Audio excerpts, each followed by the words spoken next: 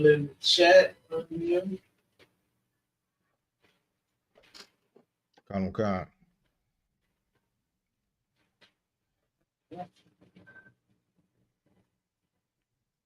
Hey, we might have to change the name, y'all, from Tricky Transformer to Tricky Trade. Tricky what? Hey, wait till you see that video I sent you for, for the next show. All right, go, sir. Tricky.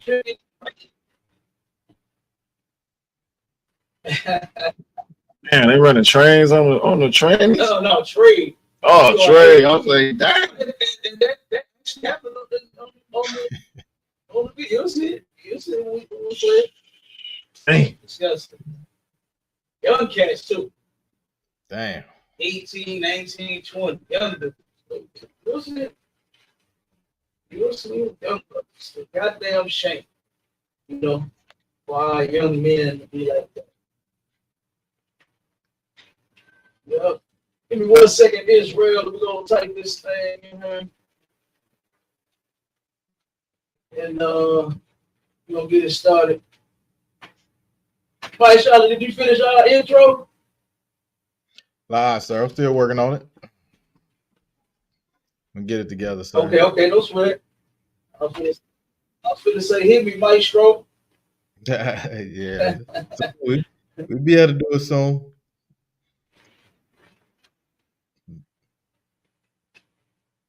Yeah. All right. Well, we about to get it.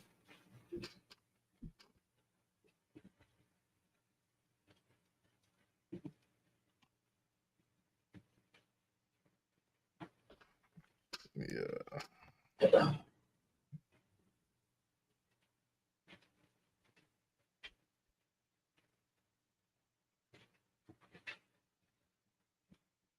You want to get them started now, you can. Okay, come on, sir. We're going to drop the intro.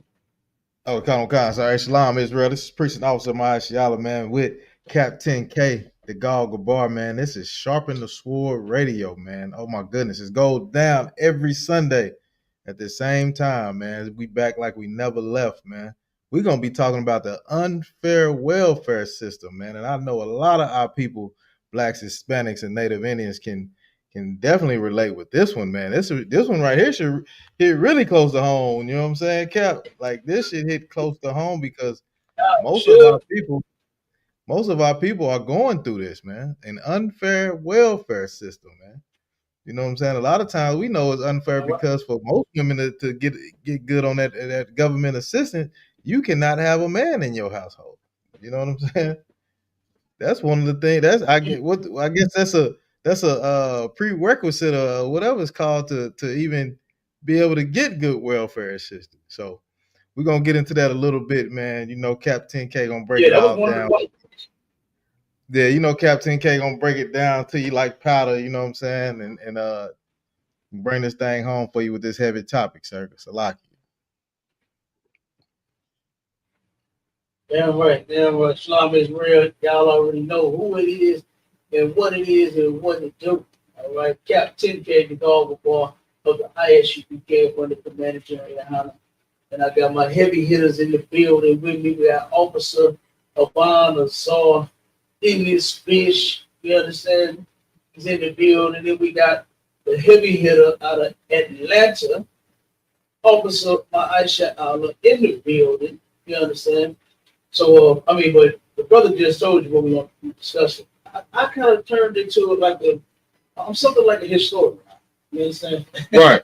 I done turned around and started looking at it. Now, a lot of this stuff I do remember, you know what I'm saying? Now, as I'm researching this stuff, you know, looking up videos and going on, I'm like, damn, we just taught this stuff in school. We went over a lot of this stuff in school, you know. And I heard and seen a lot of these things took place. So, like, matter of fact, being on welfare as a child, I was on welfare. My mother, you know what I'm saying? She was in the system. Okay. And what's funny about that is I remember when I turned 30, what was that? 6, something like that. 30. This was like I want to say 2 or 3 years like before my father passed. A couple years before he passed, before my mother passed. Turn around and my father gets a letter from child support for the welfare that my mother had gotten for me when I was a child. Oh, God. And they sending this man a letter saying that he got to pay for his child that's now 36 years old. Dang. I'm like, now my daddy, he was hella funny. He always had some jokes. You understand? I'm thinking this man playing. I'm like, Pop, come on. Something like you know, he was serious. Showed me the letter. Read the letter and everything. I'm like, you got to be kidding. They actually sent him a letter for him to start paying child support for me as a 36-year-old. Salakia, sir. Go ahead, Bob. If I may, just to piggyback off your set of what you talking about, I can remember being 27 years old and receiving a light bill that my mother had in my name when I was a child for $700. Damn. Yep. And they know. They checked the records and knew you was a kid at that time. Kind. They know that. Yep. Hey, yeah. They knew that. Hey, any way to collect, boy, they didn't. They don't give a damn. You understand? They are going to collect. Oh, we got another hitter out of Atlanta, Officer Halak Shalom, Yabashim. Hey, shalom, Cap. Shalom, Officer Mashallah. In the building. Shalom, Officer Aban. Yahweh Shem, Yahweh Shabbat Rock a thumb to y'all. Everybody tomorrow. Yabashim Shabbat. Damn right. We threw out Full time in Christ. Hey, I like that background. Now, Cherry, but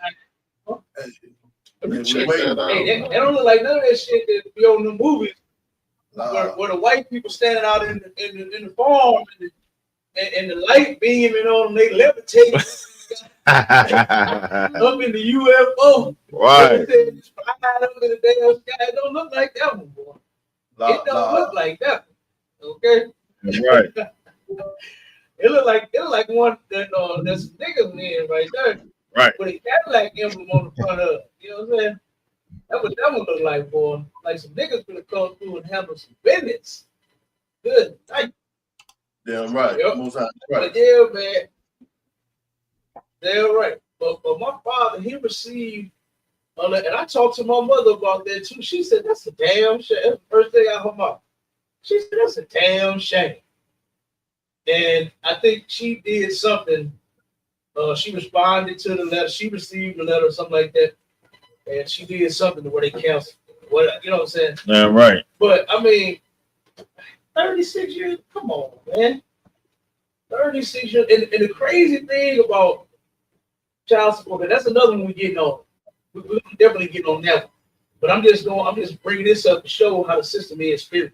Salakia, sir. Come on with Real fast on that. They would have been seeking, they so wicked, this oppressor, that they would have been trying to seek jail time for that.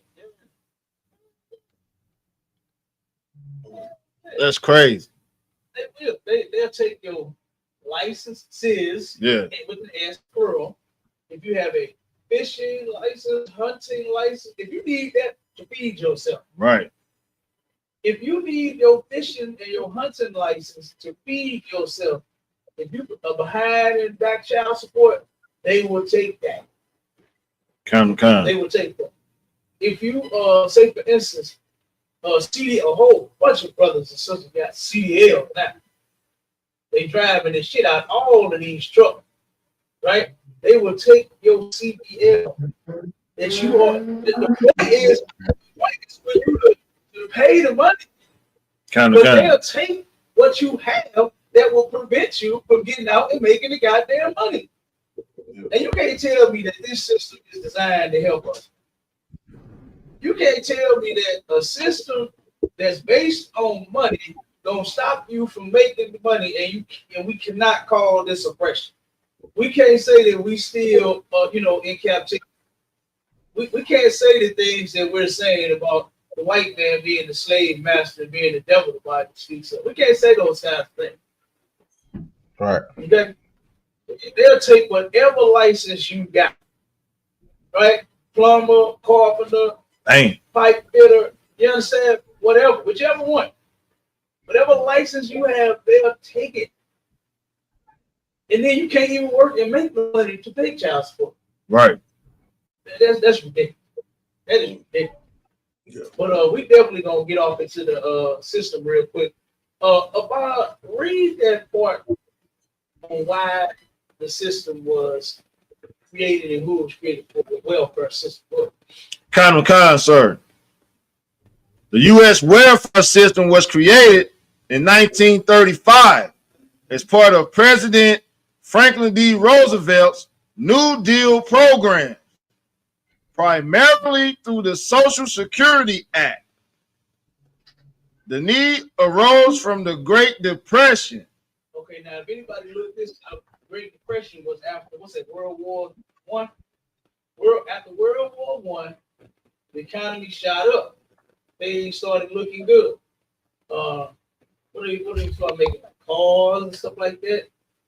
All kinds of stuff. Stocks was going up. Everything was going up for a while. What was it, about 10 years, I think? 10, 15 years, it was going up. Then, after the economy failed, how much money did the stock crash? The stock market crashed, and it was, I think they lost somewhere around $2 billion. It might be more than that. Look that up for me, Maisha. The Great Depression, how much money did the stock market lose when it crashed? So there went jobs. You know what I'm saying? Everybody was now this is white America we talking about. Right. This is white America. We talking about black America. Right? We talking about white America. Okay? White America crashed, they stock market, they jobs, they were employed. It wasn't looking so good. And it lasted for about 10 years? It lasted for about 10 years too. Okay. So it was a huge amount. How much money they lose, Maisha? You found it yet?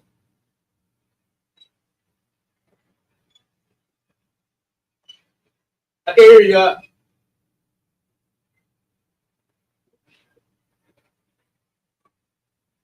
Maisha, can you hear? I don't know if the brother can hear.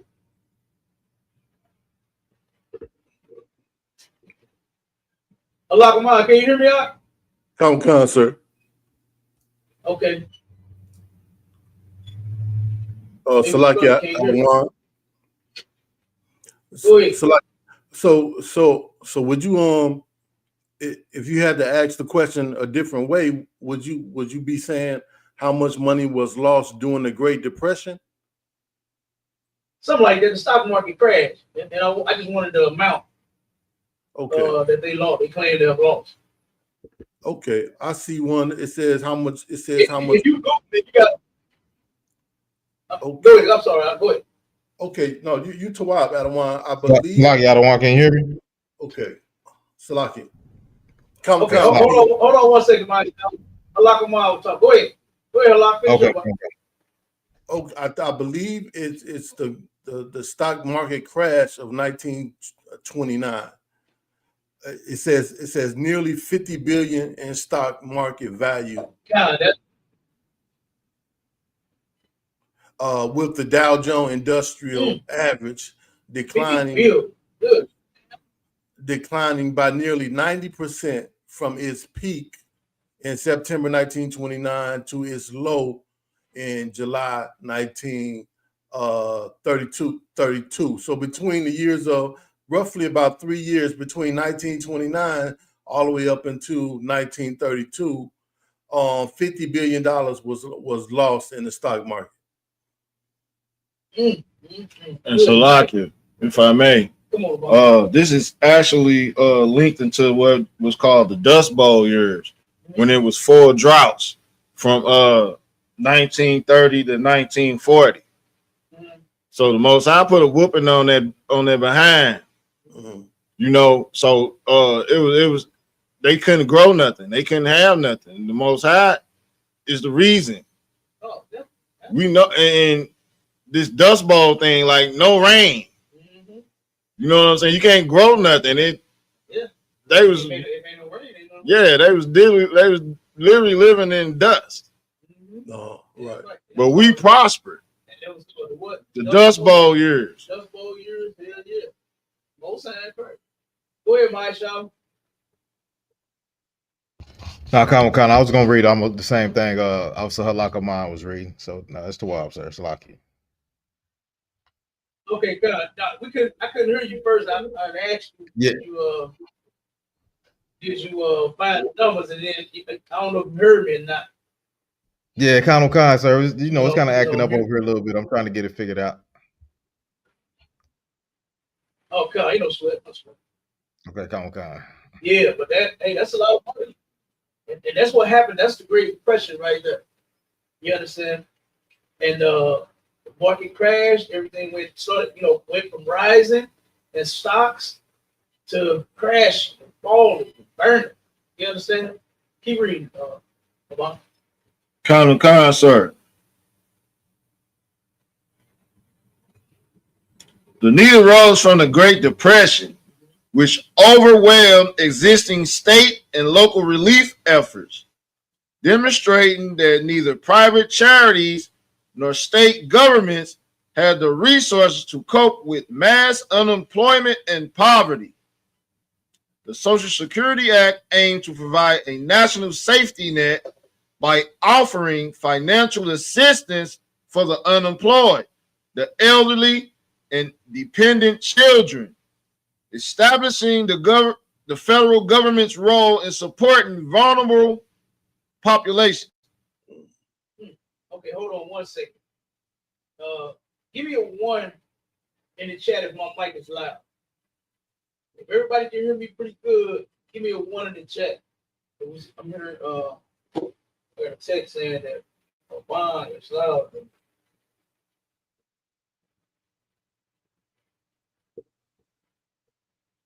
Want both mics to be extremely loud.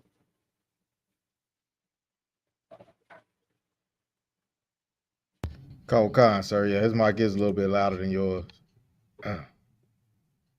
His is louder than mine. I wonder how can we adjust it. How about check that machine right there, see if it's say volume for like different mics, from mic 1 and mic 2. Yeah, it might like yours is perfect. He also Bond might want to turn his down a little bit.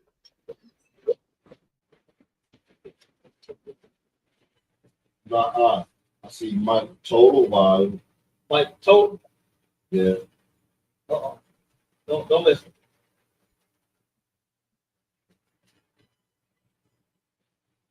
Okay, but both of us sound good though. Yeah, it's not like good, extremely low, is it? His is just loud. His is just louder. Yours sound good, but his is just louder. I don't know if he's up close to it. Okay. Yeah, I don't know if he's up close to it. Just back away from the sun or something. He's just louder. Okay, come on. Oh, okay, no sweat. He just putting on his Howard Shine. I'm putting on my Barry White.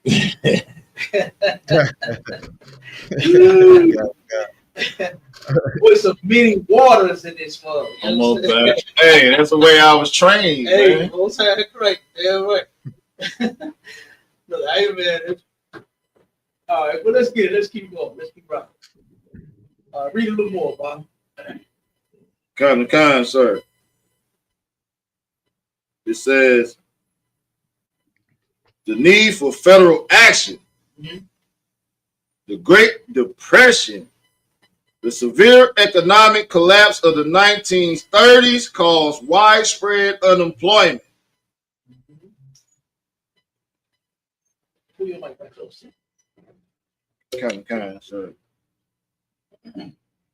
And poverty, overwhelming state and local resources designed to handle smaller scale problems, overburdened states State and local public relief programs were unprepared for the scale of need, and their ability to generate revenue was also reduced by the Depression. Right. So basically, like, think about like charities, like different companies that's helping keep the economy going, right? Even though they was donating money, the need was too great. The money that the companies was donating to help keep things flowing just wasn't working, right? So then keep on. Kind, sir. Inadequacy of private charity. Private charities and businesses lack the financial capacity to support the millions of Americans in need during the crisis. Absolutely. Kind. The role of the New Deal. Franklin D. Roosevelt's vision. President Roosevelt sought federal solutions to the economic crisis and social needs of the time. Social Security Act of 1935. This landmark legislation was the foundation of the U.S. welfare system. It created retirement insurance, a federally sponsored system for old age pensions, unemployment insurance, employer paid benefits to provide economic security, aid to dependent children, direct financial assistance for needy children, marking the start of modern federal welfare programs. Oh, okay, now stop right there. I'm gonna play the video in a second. There was a time period called I think it's laissez faire. It's French. You know what I'm saying? All I know is bonjour and oui oui. Right. That's all the French I know. But I think laissez faire. Fair, whatever, mon chéri, you know, my chéri, or more. But that song, is that French?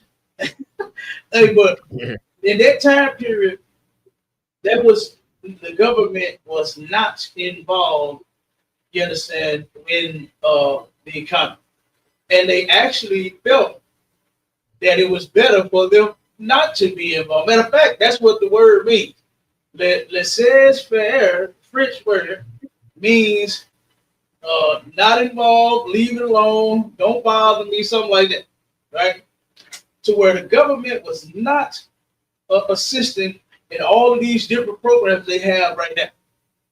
But to help, of course, their people, right, which were in need and unemployed and starving and in poverty and all of this, the government said, well, we can help the economy this way.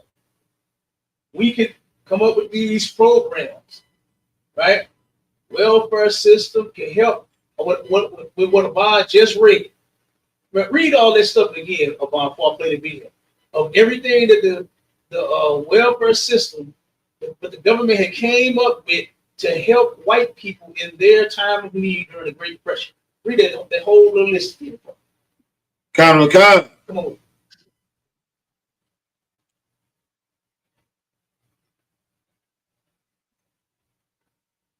They created retirement insurance. Mm-hmm. Retirement insurance. Think about it.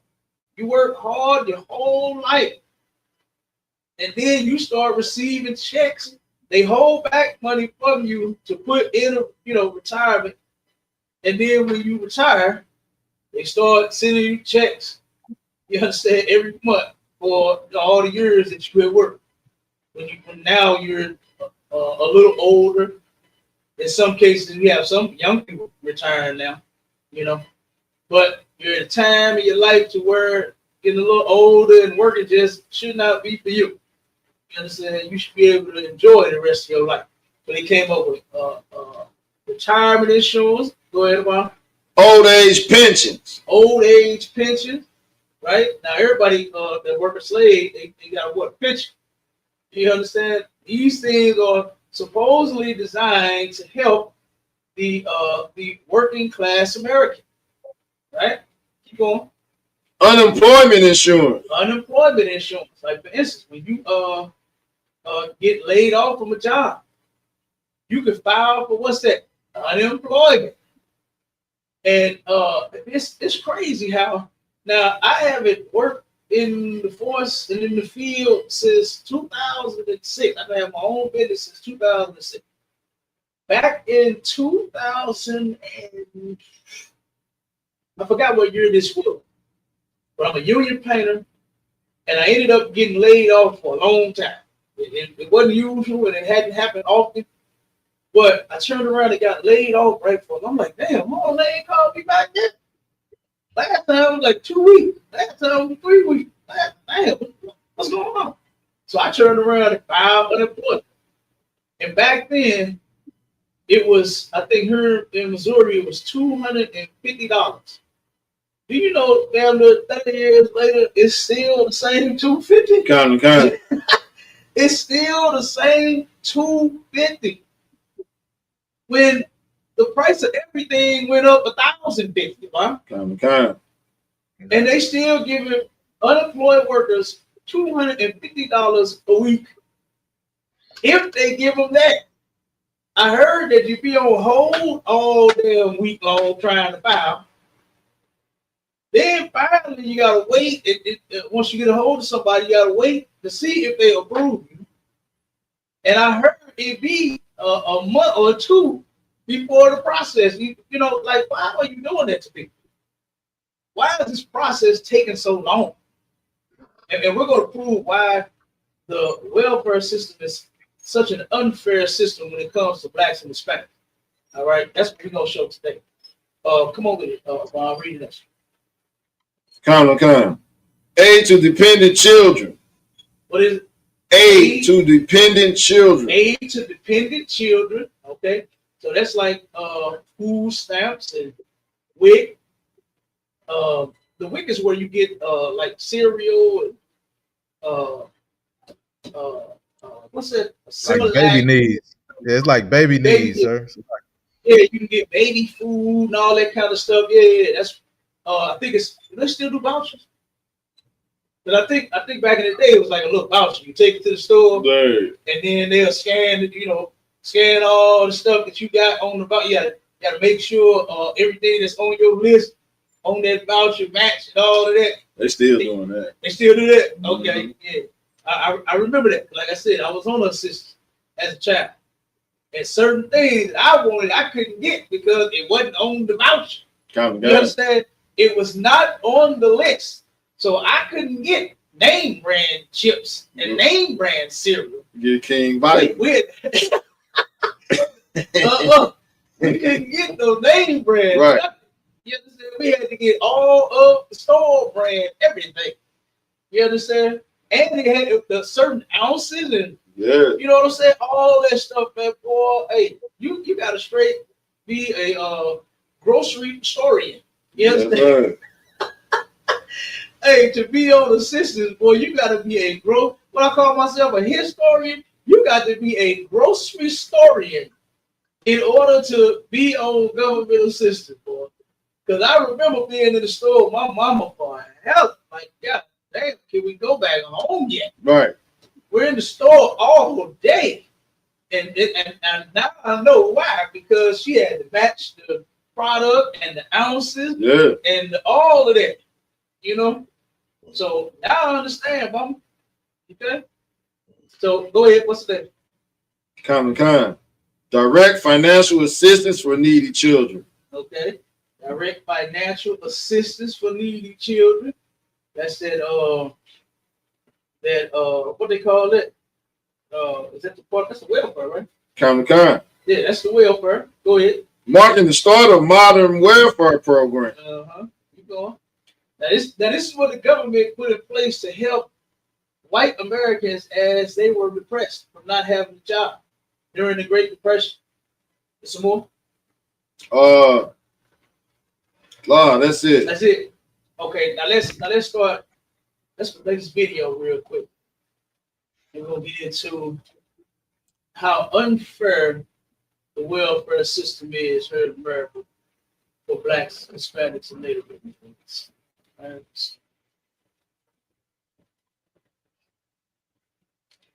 Yeah, Cap. You know your mama be in the grocery store all day, boy. You better not ask for nothing. You on the stage, Marshall? You hear me, sir? God, I can hear you.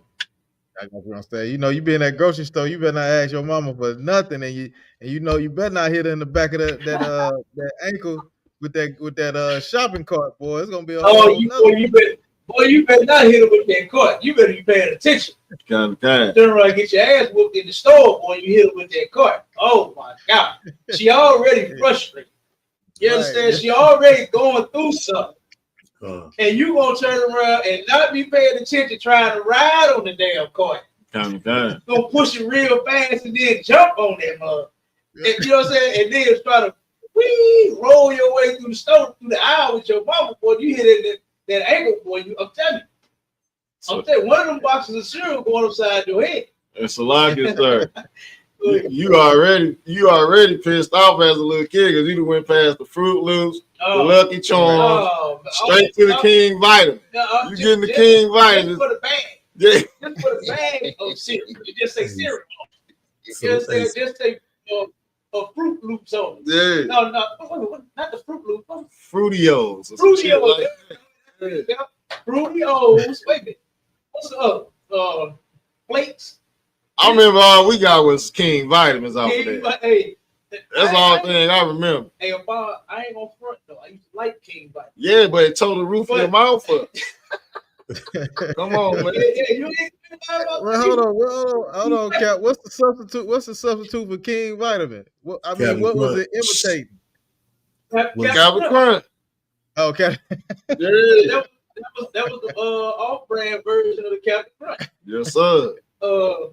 Let me see. What's the Cheerio? What's the one? What is just O's? Man, I can't think. I think it was just O's. I think I remember seeing it. Mm-hmm. But yeah, you're right about. You going through the aisle, all of the name brand stuff, the big bags and boxes and shit that look good, to go to that one part in the aisle where everything looked the same brand, damn brown and damn orange, and just had some letters on the front of it. You ain't get no toy in it. Ain't no toy in it, ain't that. No, you ain't get none of that. Hey, it's like what could, Cap. Boy, look at here. I'm telling you. Hey, it's like what could, Cap. Come on with it. Oh, so you passing everything they got a commercial for. You ain't get nothing they got a commercial. You got to get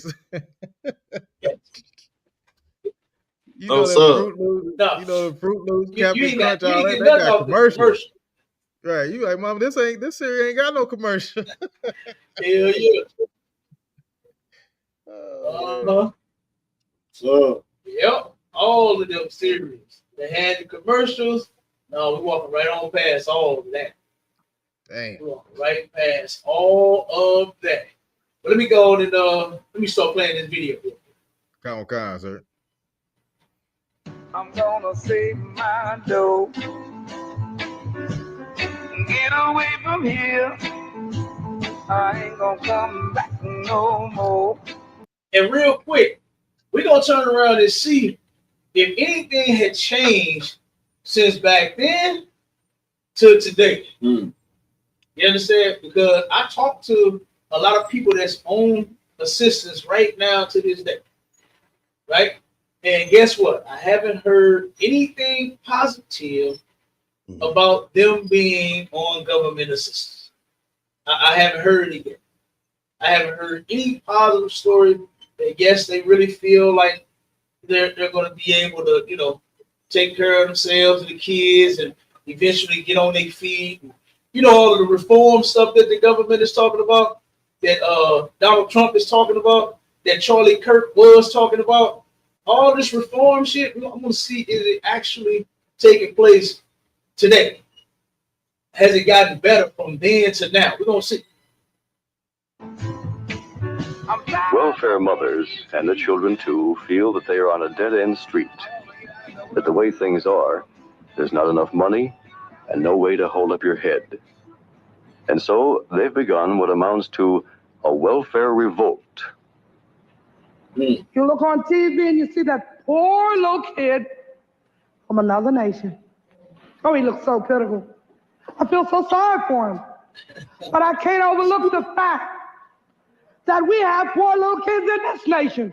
Mrs. Etta Horn is a leader of the welfare rights movement. Their principle and their overwhelming complaint is that there simply is not enough money to raise a family, and that it's given in a self-defeating and self-perpetuating way, that it degrades the people who receive it. Now, it only degrades us people that receive, blacks and Hispanics. It don't degrade white. It don't degrade white. It's different rules for them and us. Like, for instance, when I was working down in Branson, right, there's a super toy that they built. We painted the whole thing, exterior, interior, right? And I remember going to, now I had a hotel, not often, but I had a hotel with a kitchen, and I was able to cook, right?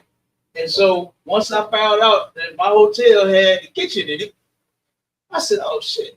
That way we gotta eat out all week, right?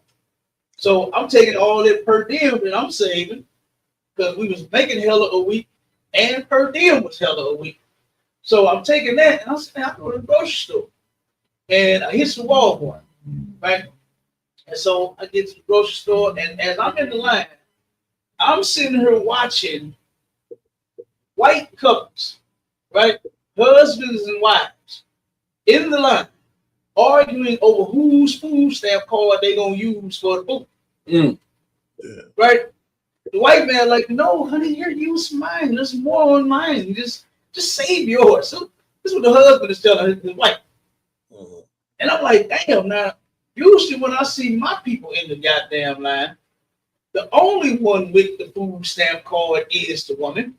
Right. And the man, of course, he can't do it. Right.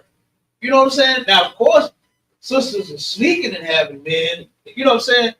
But that's one, like you said, my child, that's one of the requirements, is to not have a man, because having a man means that you got some kind of income. That's how it was back then, and that's how it is right now to this day. So I saw several white families down there, all in the line shopping, husband and wives with both damn food stamp cards. Here, you can only get one food stamp card per household in the black community.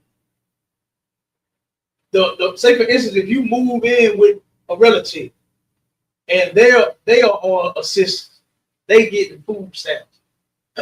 And say for instance, you unemployed and you apply for food stamps. You use that address and they're already getting it, you're going to get denied. They're not going to give you food stamps because you need food stamps. They're going to deny you because you live in a house that's already receiving food stamps. When they don't do foreigners that way. Right. They don't do white people that way. They don't do none of them that way. But their reform shit, that's part of their reform, is blocking us from even getting the assistance. Why? Because they didn't even create it for us. Obama just read to you who they invented welfare for. It was to help white Americans, not black Americans. Right. All right. But check this out. So the sister, she just said something that was heavy. She said, you know what?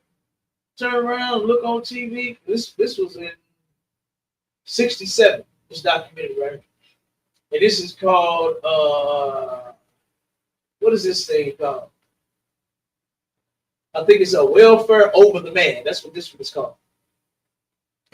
And she said, yeah, I see 4 little children from other nations starving. Yeah, it's sad.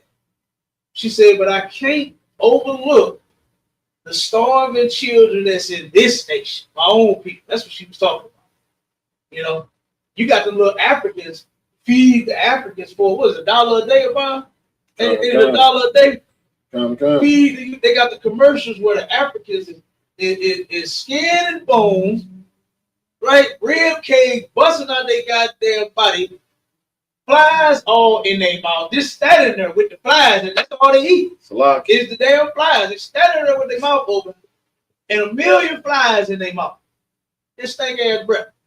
And then you want to turn around and want me to feel sorry for them when my own little brothers and sisters right here in this country and in the city of St. Louis where I live in can't even afford to eat a damn turkey sandwich a day.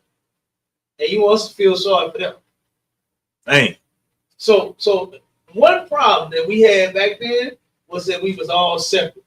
If you look up anything in history back then, you're gonna see a lot of different movements. Everybody was not on the same page. They was fighting like the same for the same reasons, but they just was not together. It was all separate, several different groups. You understand? And that's not how we supposed to be. We are supposed to be together as a nation of people. There's no need for several different organizations. We got one, and it's called the Israelite School of Universal Practical Knowledge under command of General YAHANNA. That's that one organization that we all need to be in. Right. Because believe it or not, Commander General YAHANNA has the solution for all of our problems. Right. And it ain't starting with going to beg the white man for food stamps, or a job, or hands up, don't shoot, fair treatment. You understand? What's that say? I am a man, the slave, the famous slave on his knees, begging in chains, talking about I am a man. You ain't got to do that. All we got to do is come together and obey God. That's it. It's real simple. It's lucky if I may. Come on.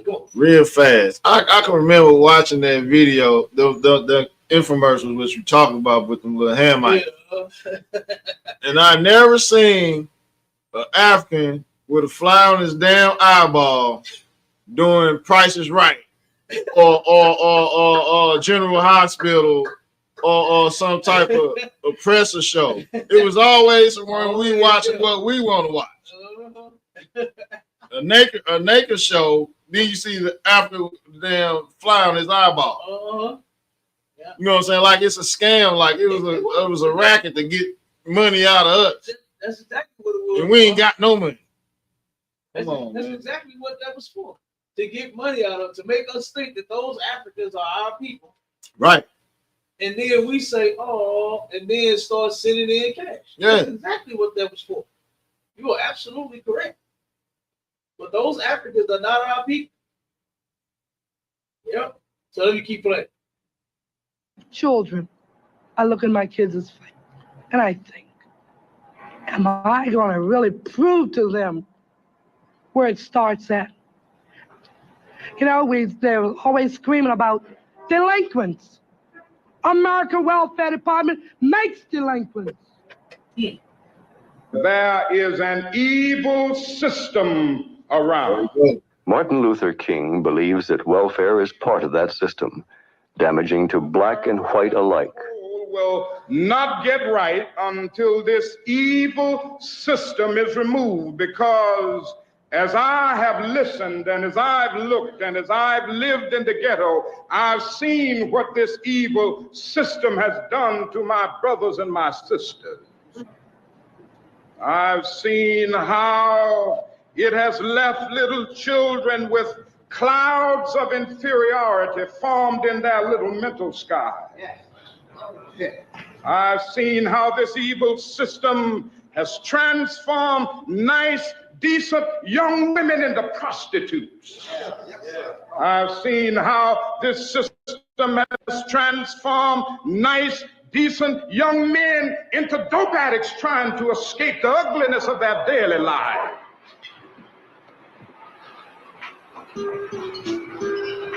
Now, I got to say this. If that's how you truly felt, Mr. Dr. Martin Luther King Jr., why did you join our people to this system? Mm. If you see that there is an ugly system that's taking children, clouding their judgment, and making them feel inferior to others, right? Because we're supposed to uplift children, right? Ain't that what Whitney Houston said in her song? I believe the children are our future. Teach them well and let them lead the way.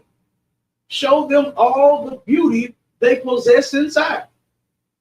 But here, our children are feeling inferior to white kids, little white boys and little white girls.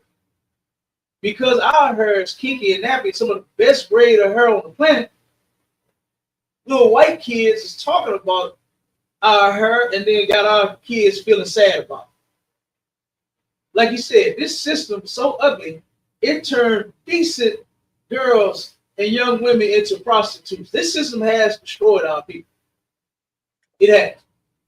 And it didn't just start. It started a long time ago. And in this documentary, if we get to enough of it, it's going to show.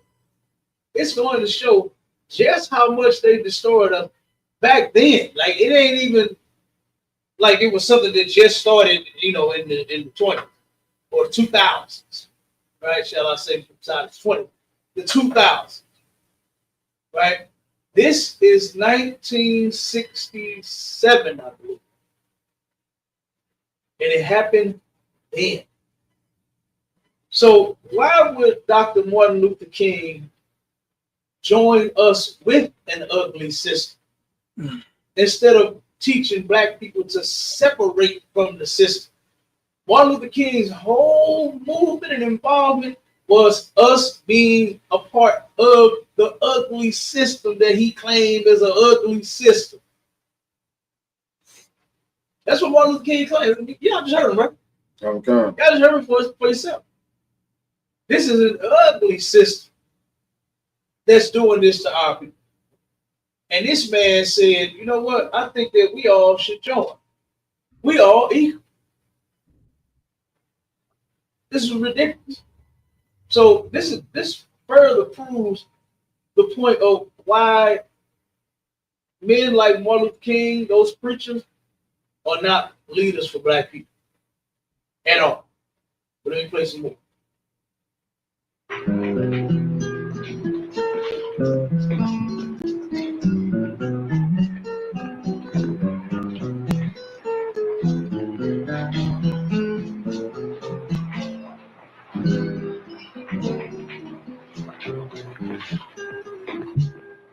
Maria Ortiz and her children, Hilda, Juanita, Antonio, Pedro, in their New York apartment.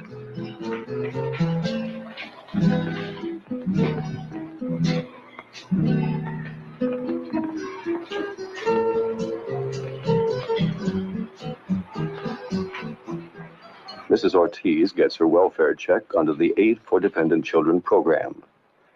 It comes to about $117 every 2 weeks, about $3,000 a year. Not enough to pay the rent, feed and clothe the kids, and provide the diet that a doctor has told Mrs. Ortiz she needs. Another child is on the way, but the father of her children has deserted her. The fact that governs everything else in Mrs. Ortiz's life is money, or the lack of it. Her inability to give her children the things they need.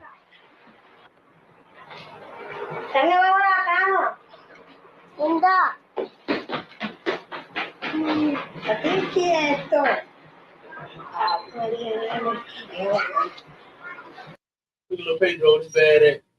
Okay, I'm gonna skip through it a little bit, but her story is similar to other sisters. You know what I'm saying? And this is a Hispanic system, and the same rules apply for her too. Why? Because our oppressors know that we are the same people. While we sitting here mad at the Hispanics, going in on the Mexicans, talking about they over here taking all the jobs. Nah, we can't do that. Those are our brothers and our sisters. And one thing you can't do is hate on them goddamn Mexicans, the disco Mexicans. They get down and they work. So they ain't taking all the jobs. They just doing the ones you don't want to do. Shit. You know what I'm saying? Most Judite men have been worn out here, boy. They worn out with this low pay and no pay and fired, and you might get hired. And they threaten you with losing your job every day. Most of you like being sick of this shit. You understand? So the Ishmaelite brothers, they want the work done. You understand? The white man want the work done. And he know that Mexicans, Hispanics, blacks, Native Indians, and we all family. And he like, well, hell, since we haven't done them as bad, guess what? We'll let them cut the grass. We'll let them put the roofs on. But now look at what they're doing to them. Now they can put them. You understand? They turn around and sicken ice on them everywhere. Ice is not cool. Okay? So, let me place one. Breakfast in the home of Carol King, a Cleveland welfare mother with 9 children. On the days before the welfare check arrives, there is half an orange for each child. Here, Matt. Don't put away that small stuff. Mrs. King has become involved in the welfare rights movement because she feels she doesn't get enough money to raise her family. Did y'all hear that though? A half an orange for each child. Damn. That's all them kids get to eat that day. I mean, like, can you imagine that, man? Can you imagine having 9 children and only being able to feed them a half of an orange, man? And then here you go. Now, you made up a system that's supposed to help children in situations like this, families in situations like this. But you come up with every reason to turn around and deny it. Every reason. A half an orange, child. Dang.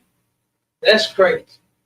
But like the other one, Come on with it. Come on with work. That's a prime example of, how the system sets our people up for failure. Because when them young boys get caught stealing at the corner store, then you want to call the police on them, Uh-huh. But they hungry,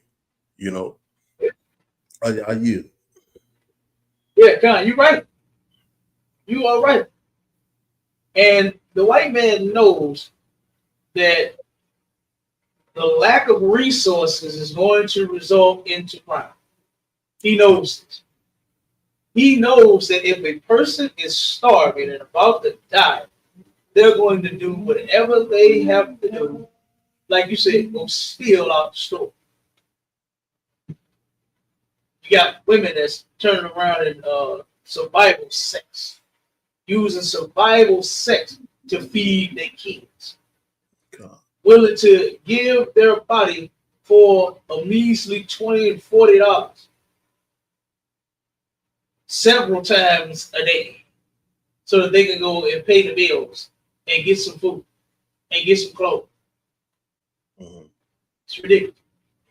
And that's what the white man is doing. You're right. A lot. He turned around and took all the resources, put them in his backyard, and only put 1 or 2 out there for us and act as if, oh, there's something out there for you. Mm. What they say? Pull yourself up by your bootstraps. Con. You got to work hard. You're not working hard enough. How are we not? When we the hardest working people on this planet. Right. How haven't we worked hard enough? So, but that's insane though. A half of an orange. It didn't say she get to eat shit. It didn't say she get to eat nothing. It's just the kids get to share an orange, a half an orange. Mm. Hey, that's terrible. She gets less than 80 cents a day for each of her children. The Ohio legislature approves only 3/4 of the amount that the state welfare department felt was a minimum necessity in 1959. What's the matter? The rise of ADC recipients in the last 6 years has been particularly dramatic among Negro families in the northern ghettos. Giving aid only when a husband is absent pushes the man out of the house. His presence is... What did it say? Pushes the man out of the Oh, house. let's rewind that. Hold on. In 1959, What's the matter? the rise of ADC recipients in the last 6 years has been particularly dramatic among Negro families in the northern ghettos. Giving aid only when a husband is absent pushes the man out of the house. Giving aid only when the man is absent pushes the man out of the house. What's that movie? That James Earl Jones played in. I forgot the sister. What did Claudine? What did Claudine? Everybody shout. Come on, sir. See if you can find that clip on that movie Claudine when the welfare worker came to the house. They used to do house checks back then to make sure that wasn't no man in the home. If you had 4 kids, they was looking for 5 toothbrushes. If they saw a 6 toothbrush in there, wait, who's this? Who's this? Is this a man? Is their father here? If they turned around and saw 6 bath towels in the bathroom, wait, who else lives here? If they see you supposedly eating, and there's 6 plates on the table, 6 cups, 6 sets of spoons and forks and knives, whose plate is this? There's someone else living here. And they're going to shut you off. See if you can find that clip for me, my shot. We won't play it. Because this happened for real. They put that in the movie. And they're going to go over in this documentary. They're going to go over. They just said, giving them assistance because the man not supposed to be there. Going to push the man out. Because the man don't want to see his goddamn family starve and his children starve because he's poor, because he ain't got no money.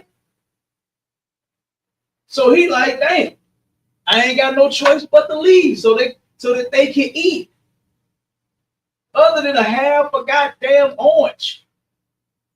My kids need some food.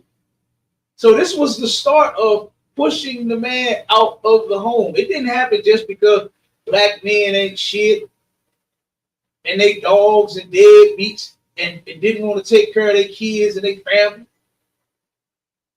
It's because they were poor. They were being punished because they were poor. They were poor, and here's the punishment. Oh, you need me to feed you? Oh, okay. Whenever you're ready, sir. Can't be no man there. Right. Can't be no man there. Let me stop sharing this for a second. Pull that one up, my shop. Show you what they used to do. When the welfare worker hit the door, show you what they used to do. The oppressor is the devil that the Bible speaks of. You got damn right he is. You damn right he is. All right, we know you're ready, sir. Come on with it. On the plate. All right, come on. Mom, the social worker's here. Oh, shit.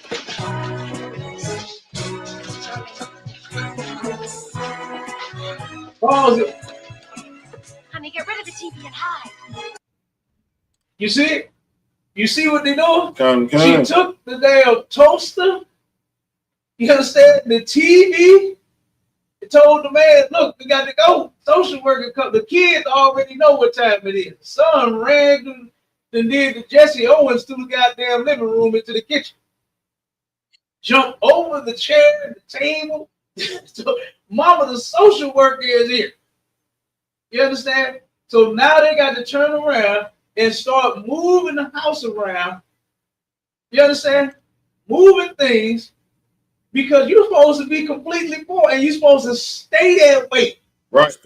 That's the part that people is missing. You are supposed to stay poor. The system ain't designed to help the poor to live better. Right. It's to keep us poor. That's what it is. And turn around now, if you make $1 over your assistance, right? Because they have it now to where you can make a little bit of money. You can actually go to work and work so many hours, right? And this is their claim to wanting you to be self-sufficient. So that was their claim of them helping you be self-sufficient with that. To where you can get a part-time job somewhere, right? You can get a full-time job, but it got to be $5 an hour, something like that. You got to be making real low money. You understand? In order to turn around and still qualify for your assistance. When you make $1 over, they cut you off. $1. $1 over their set amount, they cut you off. This ain't designed to help the poor. Why not make a bracket where it's levels, right? What they say, it's levels to this beat. You got level A, B, C, D, and F. To where you start making money, you start getting hours, and you get self-sufficient, and then we'll turn around and say, hey, you're doing good. For the last year, you've been all right. I think we can help you enough, right? You're doing good, you holding it down. How's everything going? Okay, well, you good now, so we'll, whenever you need us, hit us back up. No, they don't do that. They already sitting there waiting. And they know when you make the dollar. Why? Because everything go in their system. All of your paychecks, your stubs, and all that shit go right in their system. They already know what you make. And they'll be to cut you off before you even get to the office. Right. They'll be to cut you off before you get to the office. I'm telling you, I got a family member that's on assistance. And they didn't even have to be at the office to get cut off. Yep. They sent them a letter telling them why they won't be receiving any assistance this month. Go ahead, Maisha. Keep playing. Come on, sir.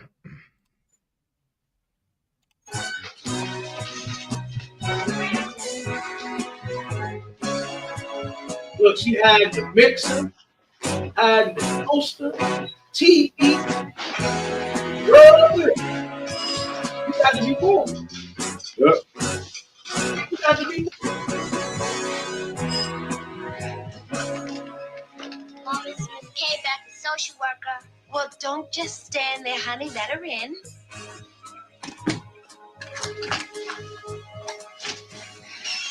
Hi, Miss K back. Hi, kid. Hi, you, Miss Kavak. Fine.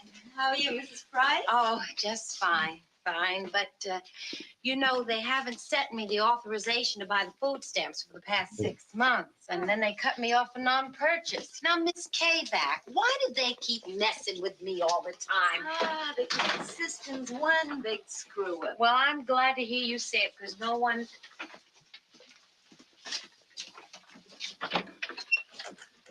So you're the gentleman that's been keeping company here.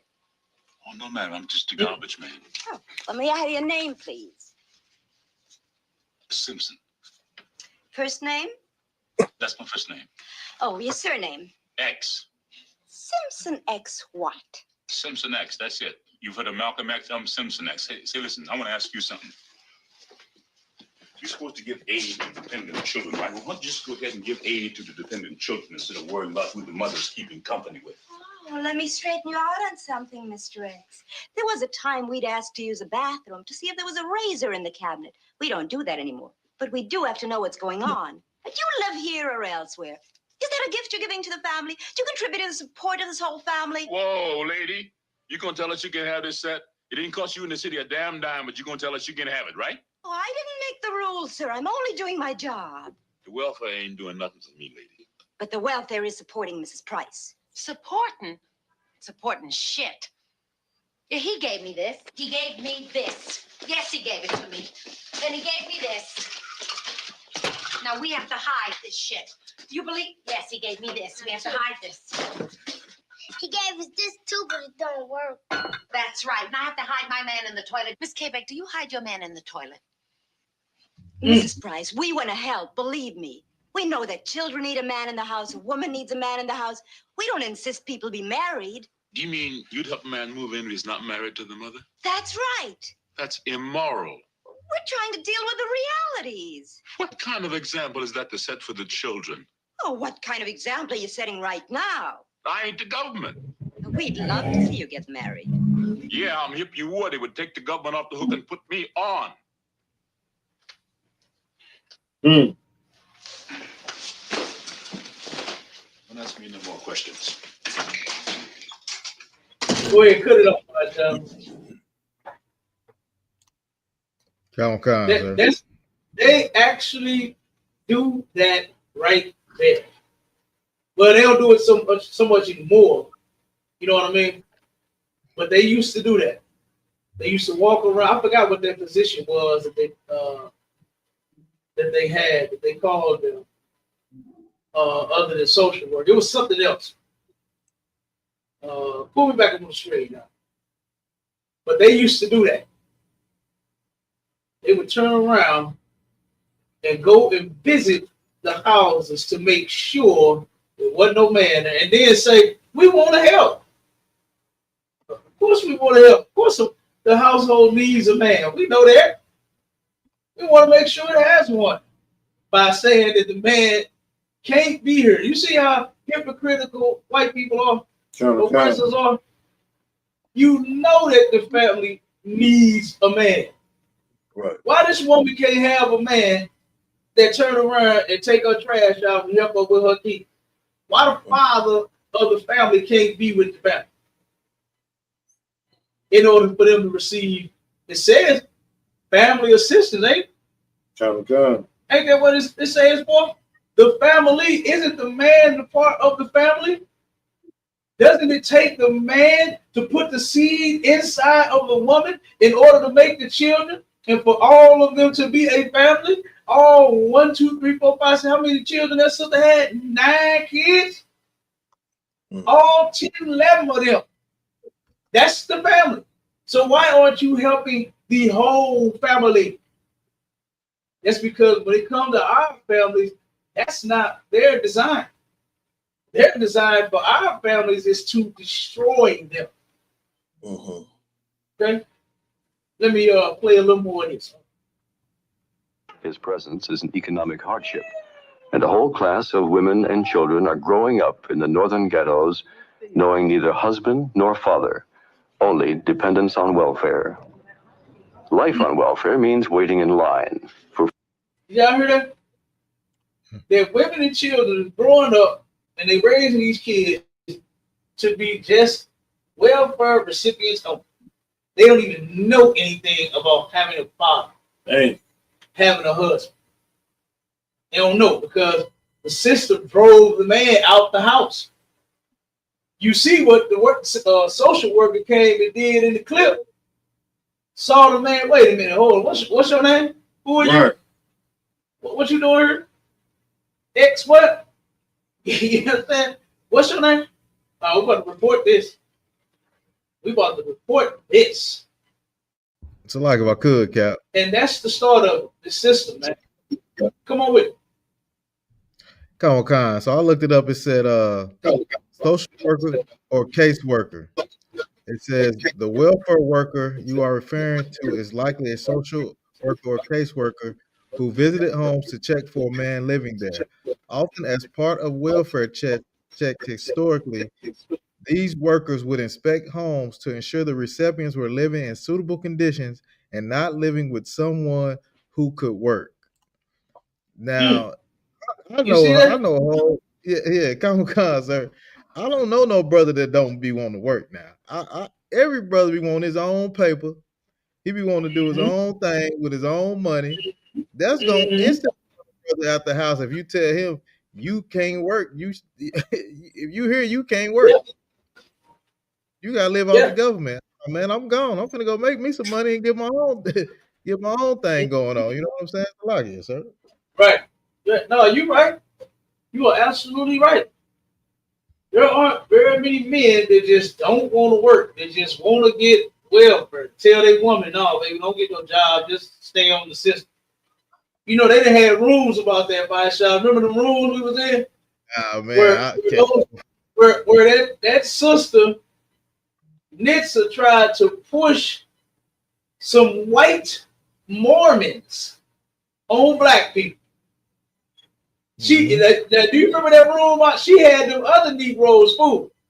Yeah, she had Israelites in their food, thinking that they try to have these brothers come up with an excuse as to why these men was doing what was being said in this order, where they was making their woman stay on the system.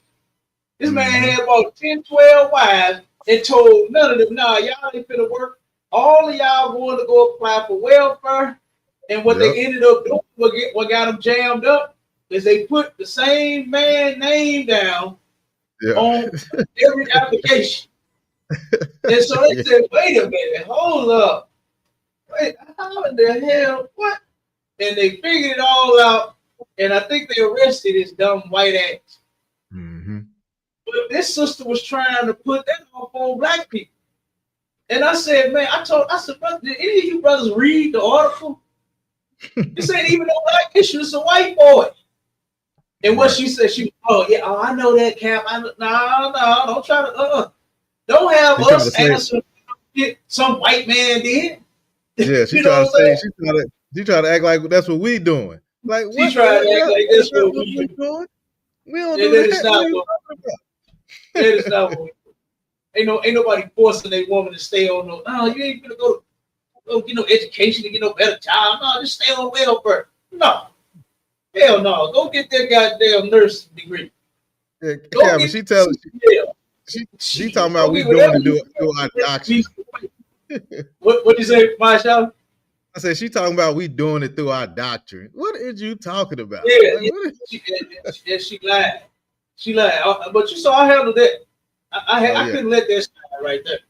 You are not going to put some shit that white people do on us. That ain't gonna happen. You ain't doing that. We ain't taking that. You understand? There are things that we do that we need to stop as black and Hispanic men. We don't need nobody else bullshit. You understand?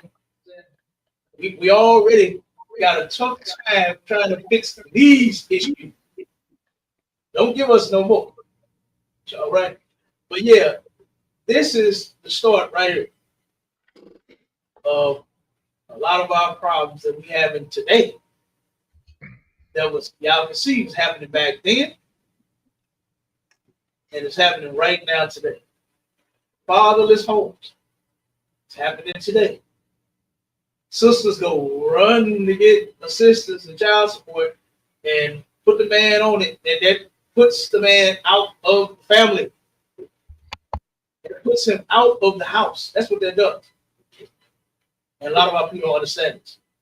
But these government programs are not set up and designed to help us. What's that word? Flourish. They're not trying to help us flourish. You understand? They're not trying to help us take off. Their thing for us is to keep us down. Because there's limitations on the things that you can do. You can't have, if you're getting, what's the one with the apprentices? What's that, Section 8? If you get Section 8, it's a lot of things that you cannot do that they're going to have you looking at you like you crazy. Come. They're going to be looking at you like you crazy. And guess what? Can't have a man on that either. Like, boy, it's just so crazy. Yeah, let me play a little more. Food stamps, as for everything else. After getting her welfare check each month, Mrs. King's first stop is a food stamp center in the heart of Huff, Cleveland's Negro ghetto.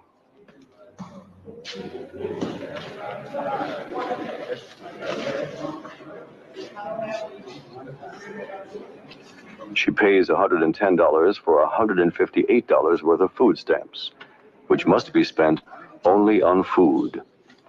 The idea is that the state guides the spending of welfare mothers, and the women resent the implicit moral judgment that they don't have the capacity to care properly for their children.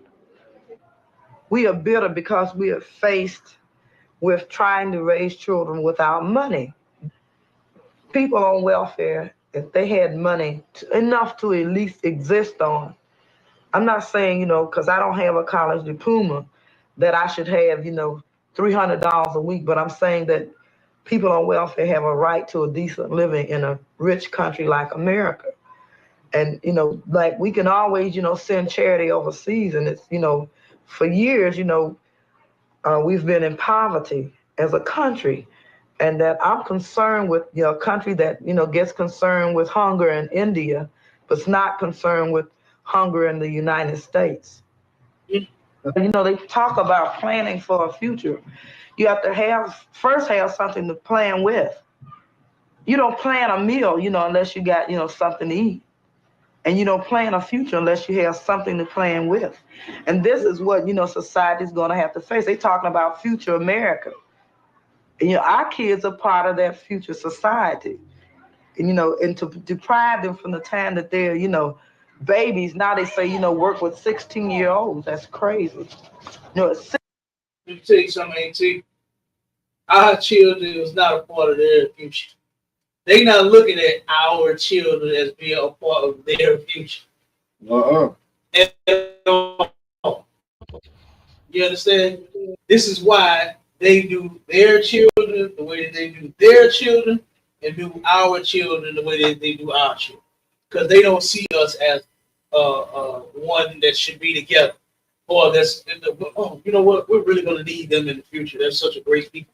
No, that's not how they see us. Come on with it, Devon. Salaki, I know a sister that's in a situation with Section 8, right? Mm-hmm. She been, her last Section 8 landlord was a slumlord. She had to get an emergency move. So she been homeless, staying with people and her kids for a few months now. Mm-hmm.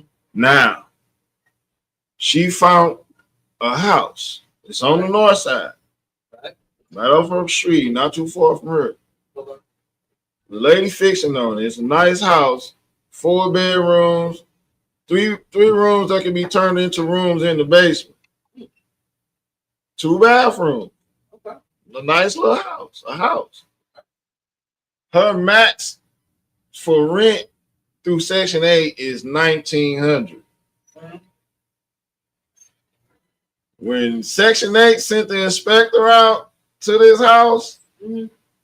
They told this lady that they wouldn't give this woman number 13. The lady want $1,800 a month from Section 8. Her max is $1,900. That's what the sister get. $1,900. She approved for to receive $1,900. $1,900 a month. Okay. The lady want $1,800 for this house. Uh-huh. They told that lady, Section 8 told that lady they didn't want to give her number $1,350. What was their reason for? That was their appraisal. They sent their little appraisal, whoever this person is out. Dang. Come on, man. So she had to come up with the other 5. Yeah. For her rent if she wanted that place. Right. But the lady ain't want to do that like that. She wanted from Section 8, guaranteed. Right. So she do not have that house. I was say it's hard trying to find a house now, especially when over 5,000 of them got blown down with the goddamn tornado. Yeah. Look, I talked to the owner, right? And he was saying how hard it is to get supplies now. Yeah. You know?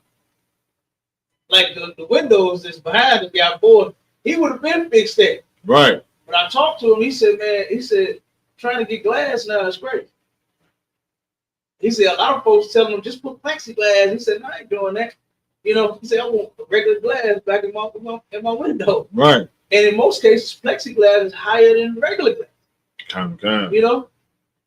So he was like, man, all of the companies is backed up. He said, the one that I went to that did have damn glass, they wanted $75 for a $25 window. I said, nope, come on.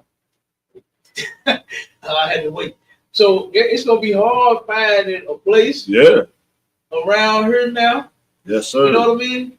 And they went up on the rent because of this.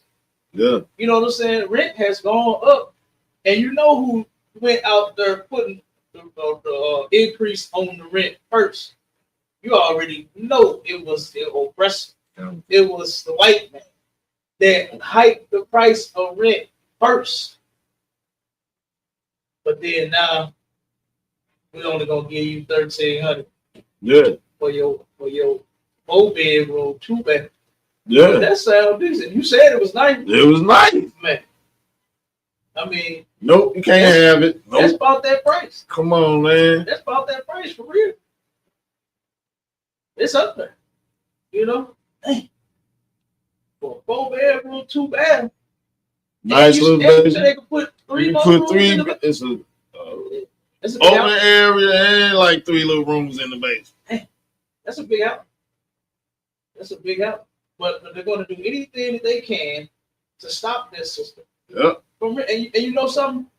A friend of mine, she is on Section 8. And this sister went and they approved her somewhere out way past, what's it, 141? I forgot what the hell this was at. Mm-hmm. But about an hour away from her. Right. She like, man, if I go here to live, I gotta travel, go to work, and do all. She said, oh, it's going to be hard. Yeah. She said, this is going to be terrible. You know? So, yeah, they trying to discourage our people from moving in this area anyway, because, you know, their project is to make it white again. Kind. Their project is to make the city of St. Louis white again. You know? And so they doing all they can to turn around and discourage and tear Black and Hispanics from, you know, moving in this area and staying in this area. You know? And what's so crazy, Salak, if I may, the house she had previous from that, they was giving $1,600 for it. It was a 4-bedroom, 2-bath, but it's one of them houses that was leaning. Motherfucker leaning like this. You put a ball on this side of the road, that motherfucker gonna roll like that. God, come on. Damn. And it was a 2-family, they made it to a house. Uh-huh. So all the bills were high because everything was running off one system. Damn, man. Yeah, man. That's crazy. That's crazy. Yeah. And they paid 16 for that. They paid 16, but that's on the south side though. Oh, no wonder. See what I'm saying? Yeah, that's their area. Yeah. That's their area. They take it out. They take it back over the south side. Slowly but surely. Yep. Slowly but surely. Let me play a little bit more of this. Let me get to this other It's a lock out of one if I could real quick. Oh, come on with it. And also a bond, it could is likely that, you know, they make it a nice house. They want to make it difficult for a Black family to be able to move in there. They don't, because they don't want you there, you know.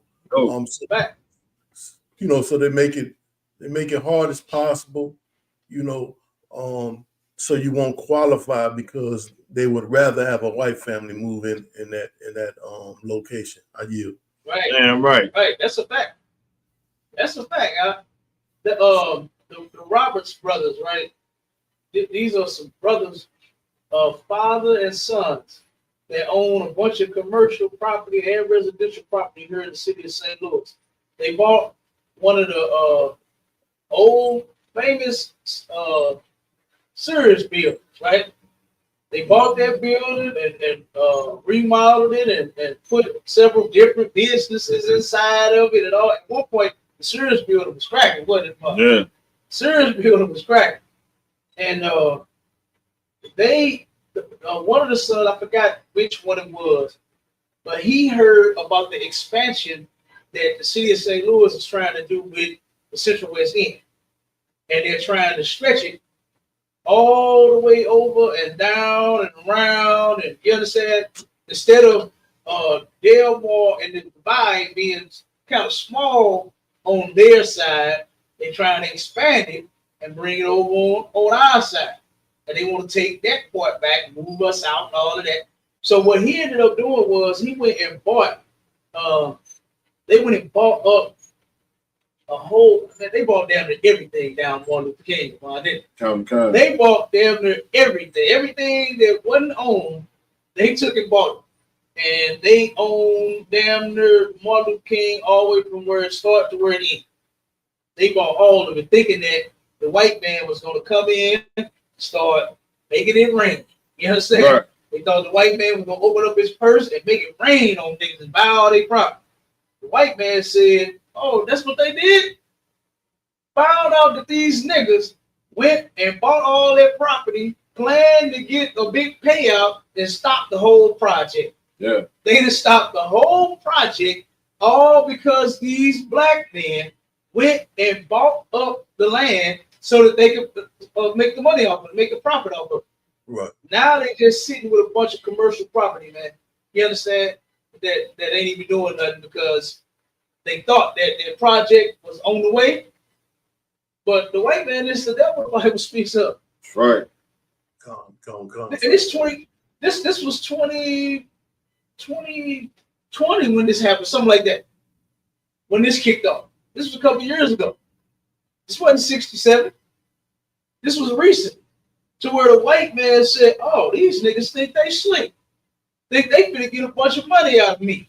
Sure. Put the whole brakes on the whole program. Go ahead,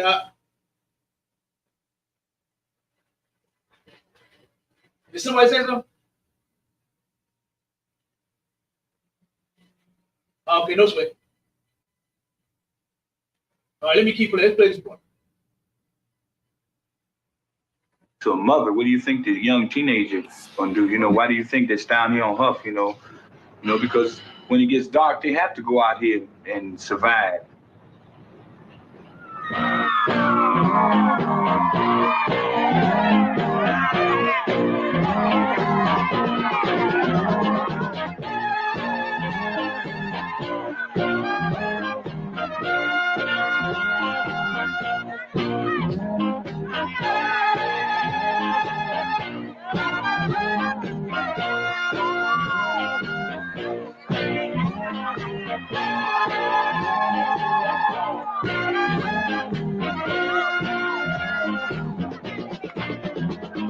This is survival and escape in Huff. Music, movement, and this moment. But in the morning, no job that will pay a living wage.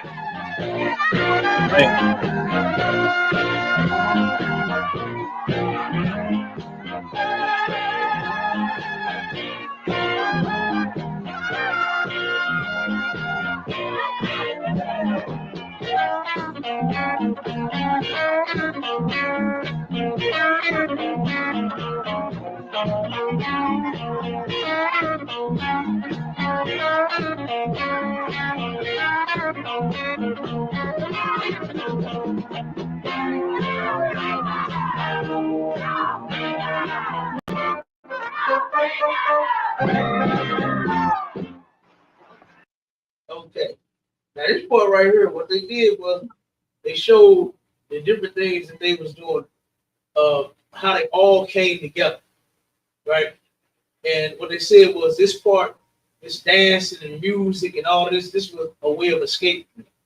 You understand? To get away from their reality. This is what I say. I say we face our reality, right? I say we face the fact that the white man is the devil, the Bible speaks of. Right? I say we face the fact that their goal is not to be equal with us. You know, their goal is not to help us survive and be great in life and have it going on. Think about what they did back on the movie Rosewood, right? And what they actually did in Tulsa, Oklahoma, to where those white men on that movie, what did they say? They said, that nigga got a piano. I ain't even got a piano. Maishala, find that part for me too. See if you can find that clip from the movie Rosewood, to where those white men said, you know, that nigga got a piano, and they thought he was married to a white girl, but the sister was a native. You understand? It was a Native Indian sister that he was married to. But of course, because Native Indians in most cases are light, they thought she was white. And they was finding reasons to hate on this brother. They said, yeah, and he married to that white woman. And the nigga got a piano in his house. I ain't got a piano. So instead of dancing and doing something to escape reality, let's face it. Let's come together. You understand? Let's actually face our reality and know that all we got is each other. Right?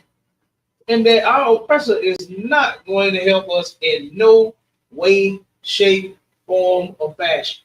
Right. These crumbs that he throwing up is just that. They crumbs. The welfare system is a crumb. Whenever you're ready, sir. Con, let me drop this. Bring that one up. Come on with it.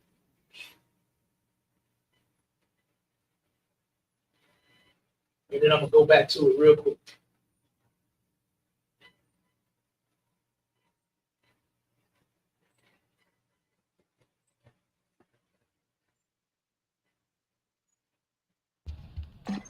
I tell you, boys, anybody's hiding Jesse Hunter, my money's on Sylvester Carey. That nigga, he hates us white folks. Mm-hmm. He does. You know he's got a piano? A nigga with a goddamn piano. I've been working all my life. I ain't got a piano. Don't know how to play one. That ain't the point. Old man Comer, up in that house of his, he got a piano. A nigga's got one. And I don't. Now how that look?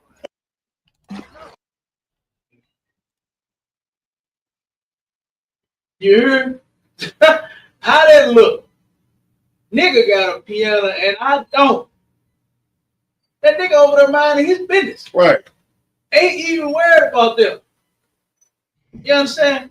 But here they are hating on him because he got a piano.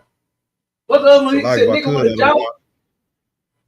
He said a nigga with a job. I've been working my whole life. You know what I mean? This is crazy. Come on with it, my y'all. Now I was gonna say too, like even in some cases with that damn devil talking about a piano, man. I know some black folks that got nice things, right? And they got these jobs, but they have a nice car, but they'll drive a raggedy car to work just because they don't want the white man to see they got something nice. You know what I'm saying? They always want to make it look like they ain't got nothing going on. You know what I'm saying? Then they think when you find out that you got a nice car like a Mercedes, a BMW sitting out, you know, in the garage, they gonna fire you. Or oh, you making too much damn money. You know what I'm saying? Like black people just can't have stuff. You know what I'm saying? We have to budget and plan and move this over here and move that around. Like we just know how to do that. We've been doing it all our damn life. You know what I'm saying? It's a lot. Yeah. Yeah, what they say, rob Peter to pay Paul, penny, pension, and all of that. We know how to move some money around to get the things that we need. You know what I mean? Right. And you're right.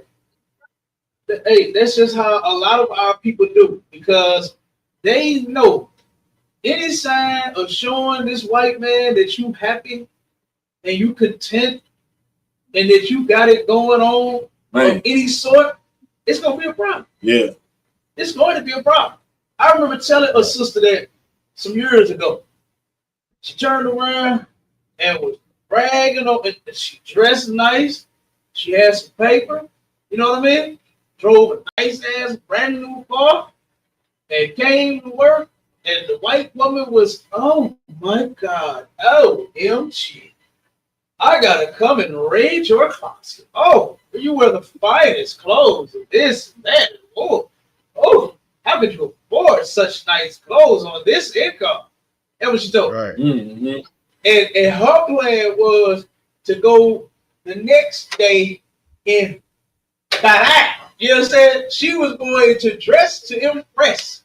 I said, don't do that shit. I said, because you know what they will do. Yeah. Next, they'll be calling for your job. Yeah. And they'll be trying to fire you. Turn around the next day. No shit. She ain't had an opportunity to put on no new outfit. The boss called her in the office and asked her, do you really need this job? Dang. How the fuck you gonna ask somebody something like that? All because she dressed nice. Because she got a closet full of nice look. What the fuck she supposed to look like shit? Right. All because you do. That's right. That's what people expect out of us. Concert. They country as hell. They don't know how to put on nothing and make it look good. You understand? What did Pop say? He's trying to make $1 out of 15 cents. You understand? Black folks know how to do that. I remember watching my grandmothers and my aunts and all of them, what they call that? They got them Salvation Army. And what do they call that? What kind of shopping do they call it? They call it something. I can't. Like consignment shopping, thrift shopping. Thrift shopping is something else that they called it. I can't remember what it was, but I remember when my aunt and my mama and my grandma would come out of there, boy, putting clothes on, and you would think that shit was brand new. Yeah. You would think like, God, well, you a stylist or something? You a fashion designer or something? Like, why the black woman got to look and down and out, like on the clip that we played at Claudine, to where she started grabbing the shit and said, "Look, you know, he brought me this too. Brought the toaster. You understand? He brought me this too. Brought the TV. He brought me this too. Damn iron. You know what I'm saying? The shit that people need in life. You know, you go to work, you want to iron your goddamn clothes. You know, when you want something quick, you want to pop the toast in the toaster. You understand? I can't have nothing nice, and that's just what I'm telling you. She said, man, they just turned around and asked me, do I really need my job? So I told you. You can't trust them in that bullshit. All that, ooh, girl, you wear the finest clothes. And she did. The sister dressed her ass up. She dressed like hell. I'm talking about. And guess what? She ain't like that. Come. She went and told the boss, and the boss asked his sister the very next day, does she really need her job? Come on with it, boy. Salaki, it's this sister on Facebook going viral right now. She's a school teacher. But she's so bad. It's like the world, like I saw that. The white people like, oh my God. Like, no. Yeah. I saw that. How can she be a teacher? Right. She's supposed to be a stripper. She's supposed to be a whore. Yeah. Nah. Yeah. Anything she put on gonna poke out. Yeah, anything. If she put on a fucking blanket. Yeah. So what is you saying? If she put the roof of a house on, you know what I'm saying, she's still going to be poking out. Everything is going to be busting out the stack. That's crazy. You understand? I saw that about that sister. She's beautiful. Yeah. She got a body, and she's educated. Yes, sir. You understand? Got an education. And you right, they hating on her. They are hating on her back. You are so right. And she's, like you said, she's supposed to be a stripper. Yeah. But what is she doing being a teacher with all that ass? She's supposed to be at the stoplight twerking on the head. Exactly. With Glorilla. You know what I'm saying? Exactly. Right. Yep. At 95 degrees outside, and I ain't got no nigga got me. Yeah. That's how she supposed to be. Yes, sir. Yeah. That's how they look at all of our people. Yeah. You understand? And truth be told, Glorilla, if it wasn't for this place, she wouldn't be like that. Nope. Meg Thee Stallion wouldn't be like that. You understand? It's because of oppression, man. Because of the fact that, I can make some money if I just show some ass and some titties. Right. You understand? You could tell Glorilla was extremely uncomfortable with that at first. Yep. You could tell. But hell, I mean, as the dollars start coming in and people, the white man keep persuading you to keep twerking and show more tits, you know, that's what they do. But in a righteous kingdom, ain't gonna be none of that. Ain't gonna be no need for that. Hosanna Christ. No need for none of that. All right. Let me play this part. And then we get close to the time. Let me play this part. So this is after the party. This is after the late night escape. Y'all saw everybody, and that's one thing that a lot of folks don't know about back then is that our people were together. They were together more than we were separate. This, what did Martin Luther King call it? This ugly system that's turning good young women into prostitutes and good young men into dope addicts. This ugly system is what got us separate now, to where we no longer look at each other and come to one another as a community and as a people. But back then, you saw everybody was in the goddamn party and they kept the shit clean. Now, what do? They turn the kids' party into the adult parties. You understand? But back then, they had a party for everybody. Everybody was dressed decent. Everybody was dancing like they had some sense. They was having a good time. And the kids were right there along with the adults. Everybody came together because they all were suffering, going through something back then. And it was more important for them to come together and deal with it versus us being like what we are today, to where, oh, I got my own kids. I got my own kids to feed. I got my own car to put gas in. I can't be worried about nobody else's house. I got my own house. You know what I'm saying? We didn't have that mentality back then like what we have today. So now here's reality sitting back in after the midnight escape. And it begins again. Brenda is 19, unmarried, and she has just had a baby. Brenda's got a baby. Tupac, when did he make that song? 90-something? And it's 60-something. And Brenda's still been having babies. Nothing changed. She's learning to care for him on her own. She's trying to get a job to support him, and she lives with her aunt, who has 5 children of her own. Money was the reason she decided not to marry Kenneth, the father of her child. So look at how this system fucked this sister head up.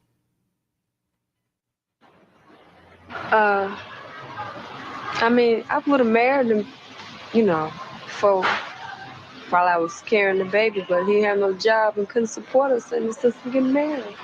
When my sister getting married, so I said, wait. I plan on marrying him next year, no sooner than next year. Have to give him time to work first. I mean, what's the sense of marrying somebody if he can't support you? That's his job to support you and the baby, not my job to support him and the baby. So after he start working, you know, work more than he been working, then I'll marry him. And I think he's able to take care of 2. So did you hear what he said? She said, and you could tell she's confused. What'd you say, Maja? Nah, that wasn't me, sir. Salaki. That wasn't me, sir. That was me. I was just come on with it. I was just agreeing with you, out of one. You know, she looked as naive as she can be.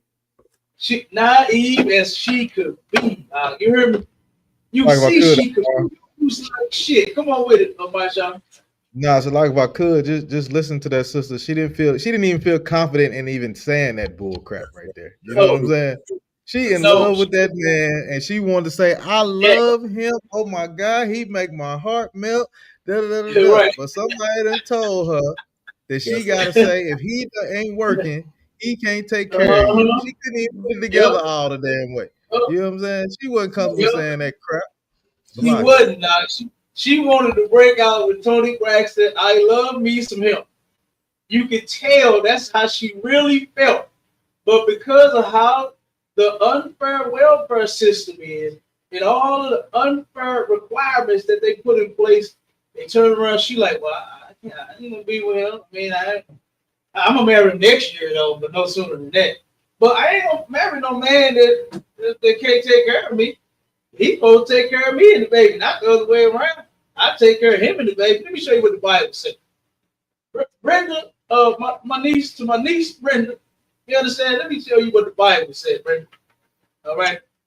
About you taking care of your man. Number one, that's your job. That's your job. Y'all done laid together. Now you got to stay together. And this is God's requirements. That's in the Bible. Right? You don't get to decide on leaving your man because of his income. Right. Y'all got together and he didn't have an income. You see how stupid that is? Do you see how stupid that is that this place has made us? Right. Got our women, got Brenda thinking just as stupid as she can be. Oh, I ain't gonna marry a man that ain't got no job. He gonna take care of me. Why did you sleep with him then, Brenda? Why was he your boyfriend, Brenda? Why is he now your baby daddy, Brenda? And he didn't have a job. If that's your requirement, that's because that's not a requirement, man. Our people initially get together because they like and they love and they want each other. That be the reason for that. Don't no job have shit to do with it. Do y'all watch Pop the Balloon? Come on, concert. Huh? Y'all watch that? Man, do you know how many unemployed entrepreneurs there are out there now? Everybody on Pop the Balloon is a fucking entrepreneur. Just say you unemployed. Just say you are unemployed. And you know what? Somebody will still get with you, see? Brother, somebody will pick you up. You understand? That's not the reason that we get together. You know, because you make a lot of money. Because you rich. Because you making 100K. What's the new requirement, my child? 100K? Ain't it 100K about? The new requirement for the modern black relationship is 100K, like to travel, entrepreneur, and all kinds of other shit that they ain't doing. And you gotta spend all your time with them. And you gotta spend all your time with them. How you gonna get anything done? And you can only be with them, right? And you can't get shit. You ain't gonna get shit done. Spending all your time up under that booty. You understand? You ain't gonna get nothing done. You don't have no 100K. Your 100 gonna turn to a K. Your 100K gonna turn into just a K. That's all you gonna have after that. You have to be with them day and night. They got to know where you at, know the code to your phone, know which finger you use for your phone, know which eye you use for the phone, know which side of your face you use for the phone. They got to know all that now. Right. In order to trust you, in order to be with you and be in a relationship. It's insane. Yeah. It's insane. But let me tell you what the Bible said about that money and about you taking care of your man, Brenda. Go ahead, Amon, read that for me. Ecclesiastes chapter 22, verse 4. A wise daughter shall bring an inheritance to her husband. A wise daughter. What did you say she was? Brenda was? Halakama? What did you say Brenda was? Not naive as she can be. Naive as she can be. And don't leave the as she can be part on. My niece Brenda is naive as she could be. And what she's naive to is to God's law, statutes, and commandments. She's naive to this truth. If someone was actually teaching the truth, then our sisters and our brothers, they wouldn't be so goddamn naive. Brenda would probably have a baby and she'll know what to do afterward. She wouldn't be double talking about, well, I'm gonna marry him, I ain't gonna marry him, but then I might marry him, but I'm gonna marry him, but then I don't, why would I marry him? Ain't gonna be none of that. Brenda would know what she's doing because she has these instructions. The Bible says that a wise daughter brings an inheritance to her husband. Bring me that goddamn money. You want to sit here and have it all for yourself. What you say about that the woman nowadays are trade a man for? What you say it was? That one word that you said. Come on. be happy. The happiness. There you go. I know you was about to break the whole list down. Yeah, boy. But that one word sums it all up. Her happiness, her car, her house, her clothes, the ability to spend her own money. Do you remember when Cabal was here and we was before he moved to Iowa or Ohio? Come. He was talking to one of the sisters that work at the daycare, right? At the owner's daycare. Turn around and she had told him, oh, I guess he was trying to holler. I came at the last minute. And I think maybe he was trying to holler at the sister. And she said, I heard y'all don't like women to dress the way they want to. And he was like, well, it's a certain way that, that we want women to dress. He said, the only thing that we, requires that a woman don't look like no whore. Dress like no whore with all the ass out, all the titties out. You know what I'm saying?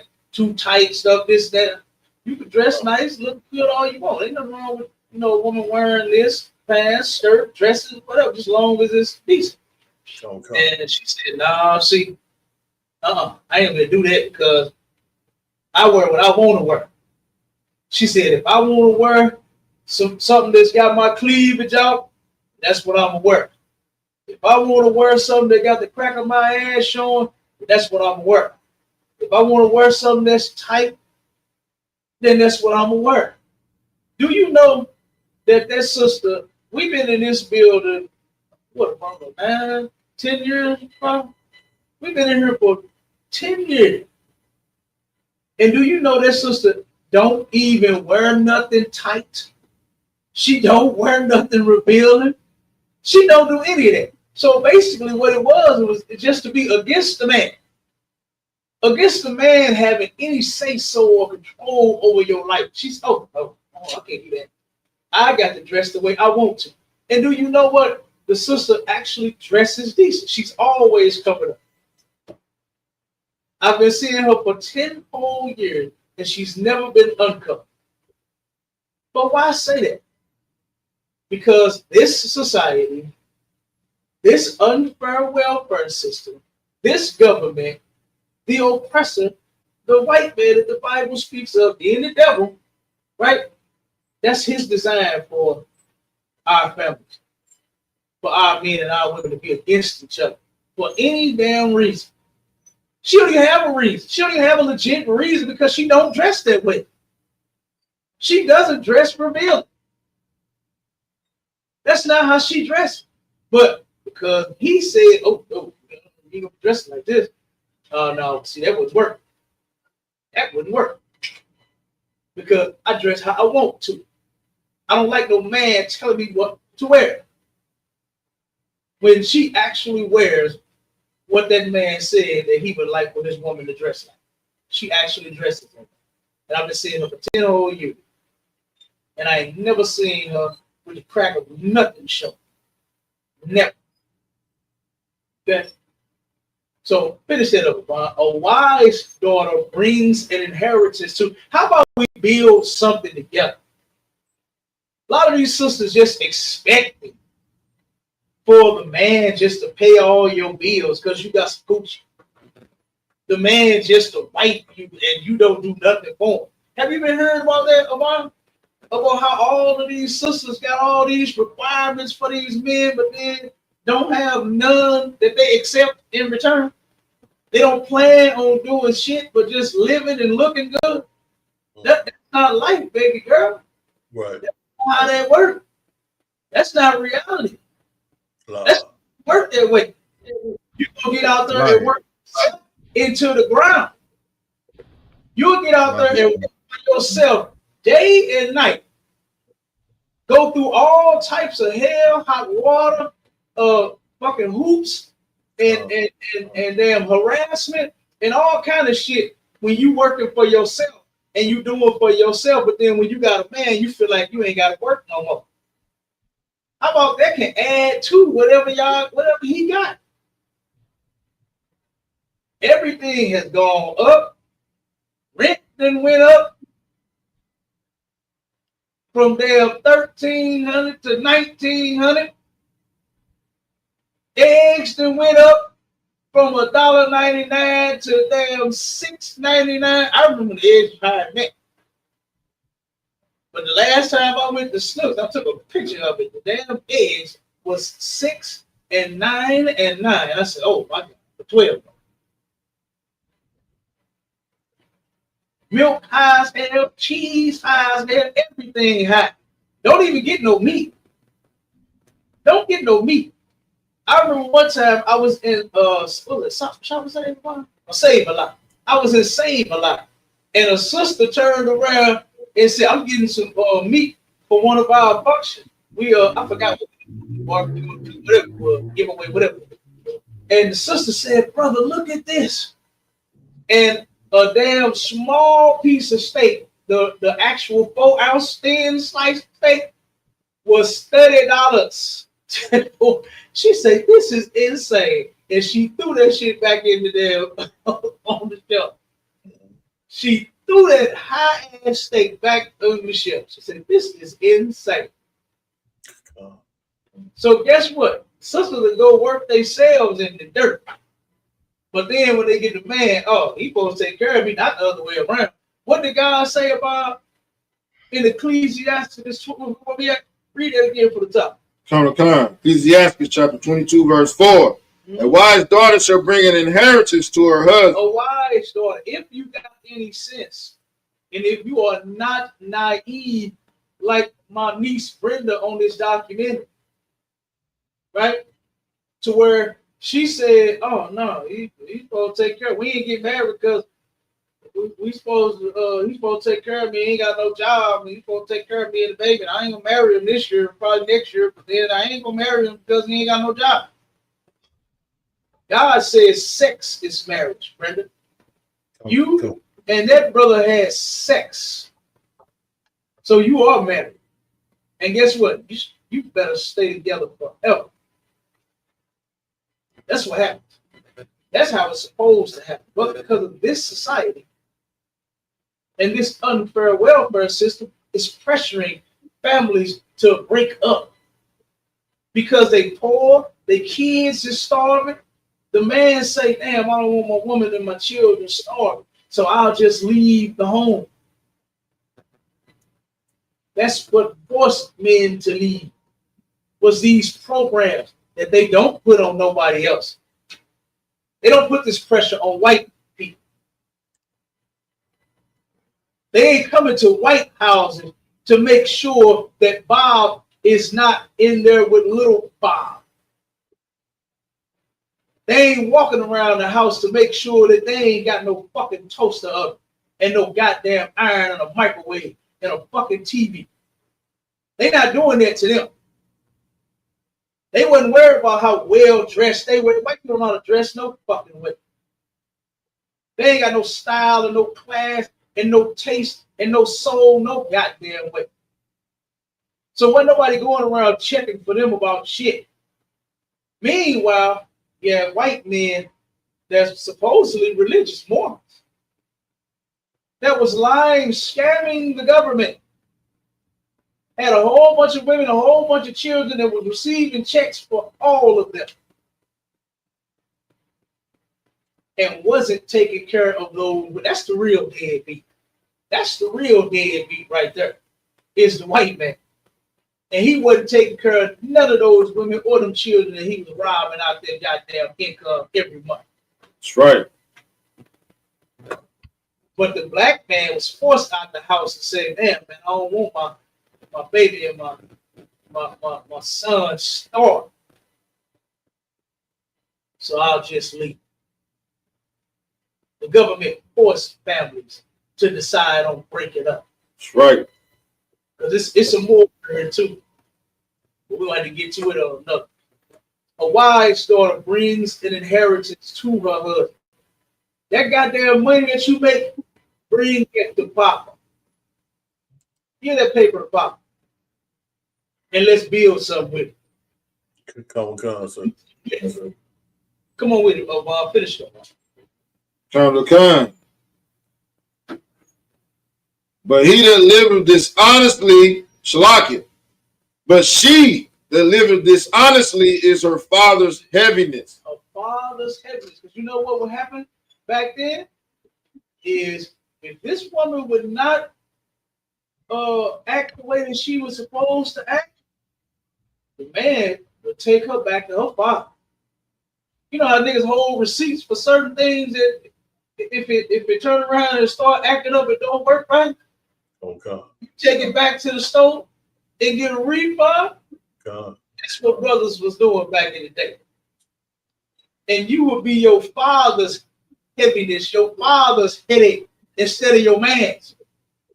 A nigga would get rid of your broke ass from you talking all that money shit. And you ain't doing nothing but looking cute around the house all day. That's what would happen to you back in the day. A nigga would drop you back off to your daddy and say, here, man, you deal with this shit. I ain't dealing with this. She don't cook. She don't clean. What did my girl say? She said she cook, she clean, she fuck, and shut up. Right. She ain't trying to be no headache to her man. She's in order. Mm-hmm. What's that sister name that made that damn song? I forgot her name. She done been to the Passovers and the damn all our events and every goddamn thing. I forgot her name. China Monet out of one. China Monet, there you go. Right. That's she said, I cook, I clean, I fuck, and shut up. She her man's aspirin. That's what she is, not his damn headache. She's taking care of him. She knows how to take care of a man. She ain't nagging him to death. She ain't talking about what she ain't gonna do. She ain't talking about she tired, she worked too.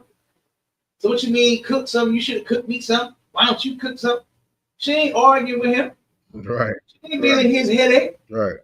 They getting along in that household. Ooh, wee. She ain't being no stupid Beautiful bitch. thing. Beautiful thing. Yeah. No, she ain't being a stupid bitch. She handling her business. That's right. And she making sure her man is good. Come. You understand? By doing those four things. And if you know anything about metaphors, what she's basically saying is, I do what it takes to keep my man and keep him happy. That's what she's saying.